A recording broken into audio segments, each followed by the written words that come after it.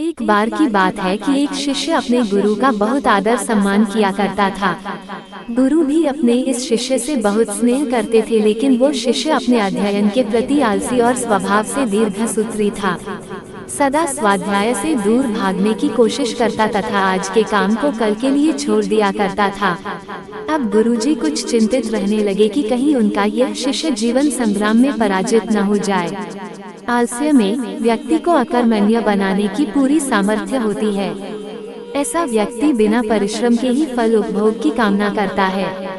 वह शीघ्र निर्णय नहीं ले सकता और यदि ले भी लेता है तो उसे कार्यान्वित नहीं कर पाता। यहाँ तक कि अपने पर्यावरण के प्रति भी सजग नहीं रहता है और न भाग्य द्वारा प्रदत्त सुअवसरों का लाभ उठाने की कला में ही प्रवीण हो पाता है। उन्होंने मन ही मन अपने शिष्य के कल्याण के लिए एक योजना बना ली। एक दिन एक काले पत्थर का एक टुकड़ा उसके हाथ में देते हुए गुरुजी ने कहा, मैं तुम्हें यह जादुई पत्थर का टुकड़ा 2 दिन के लिए देकर कहीं दूसरे गांव जा रहा हूँ। जिस भी लोहे की वस्तु को तुम इससे स्पर्श करोगे वह स्वर्ण में परिवर्तित हो जाएगी। पर याद रहे कि दूसरे दिन सूर्यास्त के पश्चात मैं इसे तुमसे वापस ले लूंगा। शिष्य इस सुअवसर को पाकर बड़ा प्रसन्न हुआ, लेकिन आलसी होने के कारण उसने अपना पहला दिन यह कल्पना करते करते बिता दिया कि जब उसके पास बहुत सारा स्वर्ण होगा तब वो कितना प्रसन्न, सुखी, समृद्ध और संतुष्ट रहेगा। इतने नौकर चाकर होंगे कि उसे पानी पीने के लिए भी नहीं उठना पड़ेगा।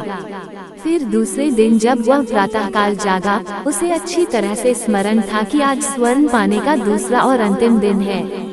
उसने मन में पक्का विचार किया कि आज वो गुरुजी द्वारा दिए गए काले पत्थर का लाभ जरूर उठाएगा। उसने निश्चय किया कि वो बाजार से लोहे के बड़े बड़े सामान खरीद कर लाएगा और उन्हें स्वर्ण में परिवर्तित कर देगा।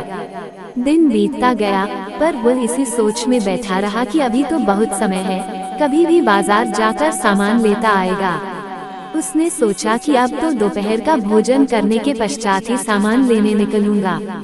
पर भोजन करने के बाद उसे विश्राम करने की आदत थी और उसने बजाय उठ के मेहनत करने के थोड़ी देर आराम करना उचित समझा। पर आलस्य से परिपूर्ण उसका शरीर नींद की गहराइयों में खो गया और जब वो उठा तो सूर्यास्त होने को था। अब वो जल्दी जल्दी बाजार की तरफ भागने लगा, पर रास्ते में ही उसे गुरुजी मिल गए। उनको देखते ही वो उनके चरणों पर गिरकर उस जादुई पत्थर को एक दिन और अपने पास रखने के लिए याचना करने लगा, लेकिन गुरुजी नहीं माने और उस शिष्य का धनी होने का सपना चूर चूर हो गया। पर इस घटना की वजह से शिष्य को एक बहुत बड़ी सीख मिल गई। उसे अपने आलस्य पर पछतावा होने लगा। वो समझ गया कि आलस्य उसके जीवन के लिए एक अभिशाप है और उसने प्रण किया कि अब वो कभी भी काम से जी नहीं चुराएगा और एक कर्मठ, सजग और सक्रिय व्यक्ति बनकर दिखाएगा। मित्रों, जीवन में हर किसी को एक से बढ़कर एक अवसर मिलते हैं, पर कई लोग इन्हें बस अपने आलस्य के कारण गंवा देते हैं।